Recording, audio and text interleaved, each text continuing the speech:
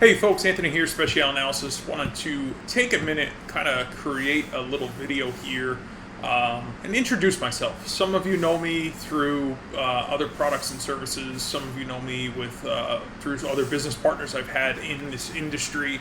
And some of you may not know me at all, and that's perfectly fine. So rather than kind of giving you a long written bio of who I am, I figured I'd just highlight some of the things that I would find meaningful if I was looking to work with somebody. Right? I have personal relationships with my clients. We speak on first name basis. We text, we email, we talk about things, inside the market.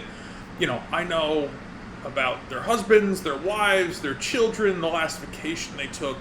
And to me, that relationship is the basis of this Speciale analysis experience that I've created. It's about people, okay? The market is the byproduct of obviously what we're here to do, but to me, it's about the relationship. Right? I know the level of analysis I can provide. I know the level of service I can provide. I know the feedback I can provide based on my experience in the market. But I don't want to talk about the market so much in this video. I cover that in the other videos on this webpage. I want to talk a little bit about myself, and I don't want to sound self-absorbed. I just want you to know who I am as a person, my interests, my hobbies, the things that I value, and perhaps that resonates with you, and perhaps it doesn't. Right? I know that I'm not a fit for everybody, and I'm okay with that. But I also know that some people I may be a fit for because our personalities and our interests somewhat collide. And in doing that, it does make it typically easier to work with somebody. If you have these two negative kind of forces between, the person who's you're working for and the person who's working with you, and it doesn't jive very well, it often leads to a bad experience. And I try to avoid those bad experiences, not because on my end, I have any resentment towards anybody. It's just, I don't want my time wasted. I don't want your money wasted. I really just want to be upfront and honest. So, as I said, my name's Anthony, born and raised northern New Jersey into blue-collar, middle-class family. I come from a line of, descendants who were hard workers, okay? Blue-collar workers. Both of my grandfathers served respectively in the United States Armed Forces. My one grandfather was an upholstery man. He would fix furniture. I mean, the man was just a crafty person. He could build anything out of anything. He was just this person that had an amazing vision, and he was able to make that vision come to life, whether it was furniture or artwork or whatnot. He was extraordinarily talented. My other grandfather had an auto body business, so he also worked extraordinarily hard. He did a lot of police towing and things of that nature, so he was in the grind, So I come from generation after generation of the grind, and they both were very skilled in the crafts which they did. I would call them craftsmen, both of them. I would call them hard workers. They provided for their families, right? My entire past is middle class at best, right? My dad was an automotive technician. Okay, he started his business out of my grandparents' garage in the little town that we live in, and I shouldn't call it little anymore. It was a 16 square mile farm town, and now it's a 16 square mile metropolis, not too far from New York City. Things have obviously evolved over the last 40 or 50 years, but my dad did build that little auto repair business that he was fixing the neighbors' cars into a gas station and his own repair shop, which he expanded and really built to a good small-sized business. We've always employed people, we've provided them with benefits, and always made sure we put other people before ourselves. And my grandfathers were that way, and my father's that way, and I'm that way. Truthfully, we value people, right? Whether it's upholstery, auto body, auto repair, whatever it may be, through this family tree of service-oriented blue-collar workers, we've always been providers of service. We've always valued people over the service itself, because the relationship with people, believe it or not, in most cases, is almost more important, right? As long as you're providing a superior product or superior service, having that relationship is ultimately what matters, because that's what it nurtures into something long-term where it's beneficial for both people, right? Not one person's gaining and the other's losing. It's a mutual beneficial relationship. I provide you with the service, you gain value from that service, right? That's how it works. And that's how it's been throughout my entire family. I am a third generation entrepreneur, right? Since my grandparents came here from overseas, my great-grandparents, I should say. We've always owned and operated our own businesses. So at a very young age, I moved out of my parents' house. I bought my first home when I was 21 years old. I worked 2-3 jobs in addition to working hand in hand with my dad. When my father decided it was time to retire due to my mother's illness, I took over the business. So at 25, I owned and operated a multi-million-dollar producing business. And I still, to this day, own a component of that business. I have digressed away from it because normally it takes something in life to happen where you say, there's a turning point. It's time for a change, right? It's time to disrupt the tree a little bit. And it's not that I don't have the utmost respect for my father and my grandfathers, all the hardest of workers. My father's father, Purple Heart, World War II, got blown up, his legs blown up by a mortar, never walked right after that. I mean, they were just hard-working people. And they always were. And they provided for their families. Like I said, it was always a blue-collar, good, dinner on the table type of lifestyle, right? There was no country clubs, no Rolexes, no Mercedes, no fancy cars, no boats, no lavish vacations, right? Like, we would always go to, a family friend had a condo or something down the shore or whatever, and we would go there because it was inexpensive, right? Like, that's how we grew up. My mother raised myself, my 2 younger sisters, what she was afforded the opportunity to do because my father worked 7 days a week, 365 days a year, in the heat of the summer, the cold of the winter. And I followed in those footsteps. I did. I took over the business as my mother fell ill. I essentially doubled the revenue of the business, really expanded, took on more employees, took on more services and things of that nature. And it was time to transition because the business we're in, or we still are in, to some degree, was a sunsetting business. And I needed the foresight to see that, which fortunately I had that, to say, the manufacturers of these vehicles are forcing these cars to go back to the dealership. The gasoline business, right, is starting to change, starting the demand of electric vehicles. Don't know if that's going to really come to fruition or not. So things were starting to evolve in the industry. Large retailers of gasoline were starting to come in. Costco's, Wawa's, Quick Checks, things of that nature, and they were starting to diminish just a small one-man show. Now, if you own 20 or 30 gas stations, it's very different. When you own one, every penny counts to pay the bills. So I saw all of this on the horizon, and I had to make a hard choice and say, am I going to just continue down the road, or am I going to do something different? Now, being in that business specifically, right, there was something that we bought and sold at a market price every single day, and that was gasoline, right? Gasoline is a derivative of crude oil. So for myself, when I started diving into the market and getting interested in the market and wanting to learn how to trade, I gravitated towards what ran in my veins, and that was oil, because we fix cars. Cars use oil. We pump gas. Gas comes from oil. Diesel, the same thing. So as time continued to evolve, I started going down this rabbit hole, if you want to call it, of learning how to teach myself essentially to trade. bought a bunch of courses, went to a bunch of classes, things of that nature. I just found like every time I went to one of these courses or classes, there was another course or class to buy. And the whole course or class was designed to get you to buy the next one. And I'm not a sales pitchy guy. I don't like sales. I believe that our auto repair shop is going to celebrate 50 years in business in 2026 because we're not pushy salespeople. We are relationship-driven, value-giving folks. That's who we are.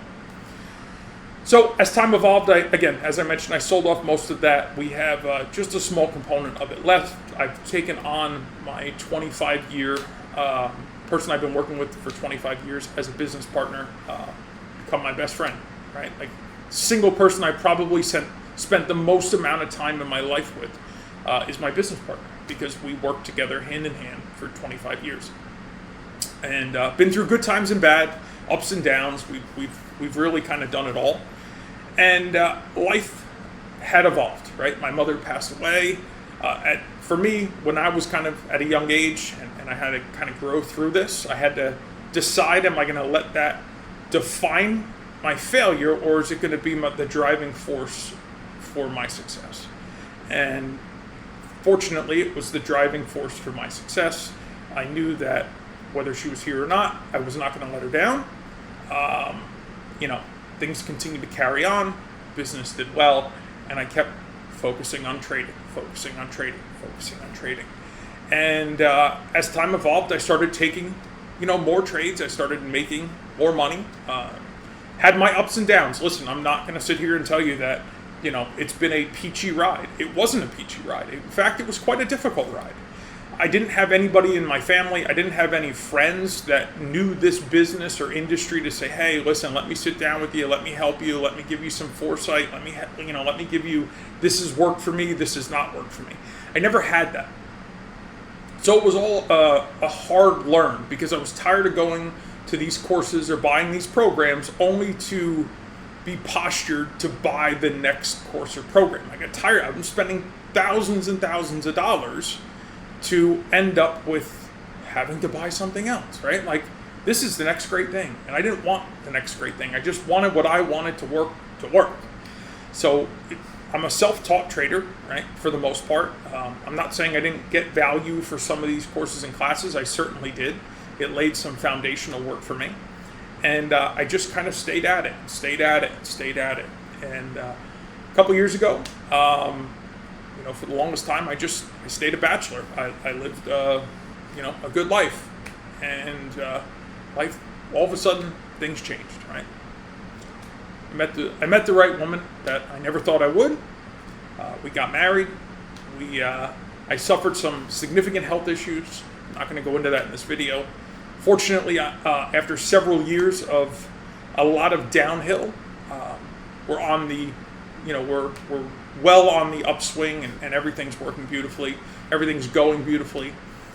We've purchased our forever home. We're very happy. We enjoy golfing. We enjoy riding motorcycles. We enjoy spending time with folks in our community. We enjoy going boating.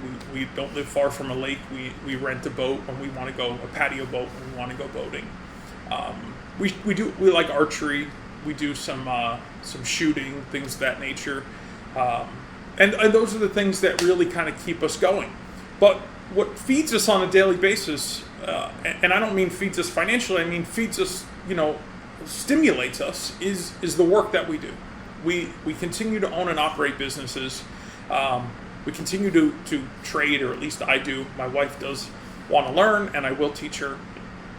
Once she is, the person that handles the administrative stuff for the businesses, so she's quite busy.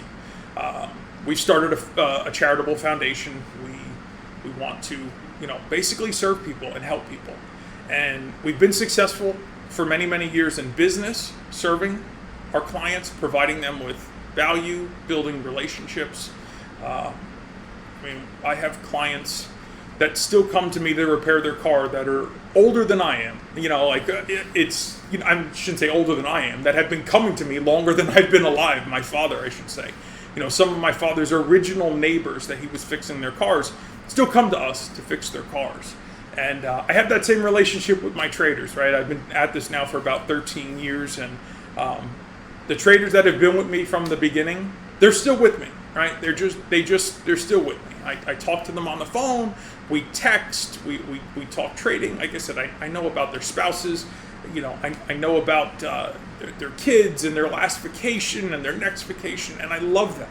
It's all about that relationship. And that's something that's kind of hard to find through an internet-based business. If you go on YouTube, there's all these so-called gurus that are going to fix your trading problems. But chances are very few of you are ever going to develop a personal relationship with them. There's large companies out there, the biggest ones, the wealth presses and things like that. And you're never going to speak to the person or have a personal relationship with the person that writes the financial newsletter. It's very unlikely, right? Where I have that relationship with all my clients, right? And it's based on their desire to have it. I desire to have it with all of them. Some I speak to more often than others, but it's a great feeling. My wife and I, when we got married, we made a commitment to donate every penny of our worth to charity. So through the foundation we're building, through the charitable things we've done in the past, we have both made a commitment to one another to, regardless of what happens to whoever first, that we will give everything we have to charity. Everything, every last penny. We don't have children together, unfortunately. My wife is unable to have children. But I'll tell you, she saved my life.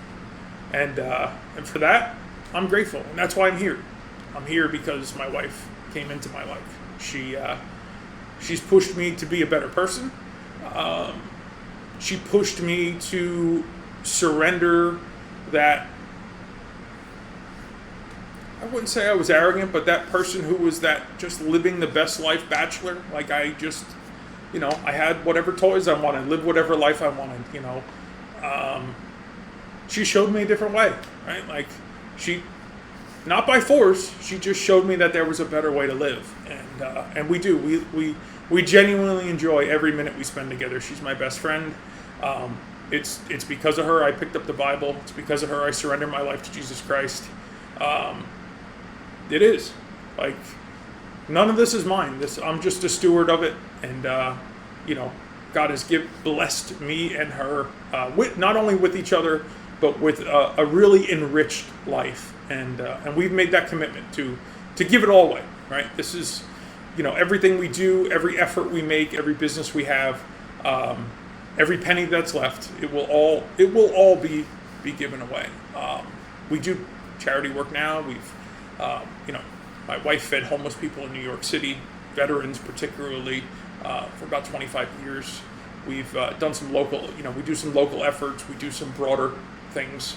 We do some things with the Department of Disability and different things like that.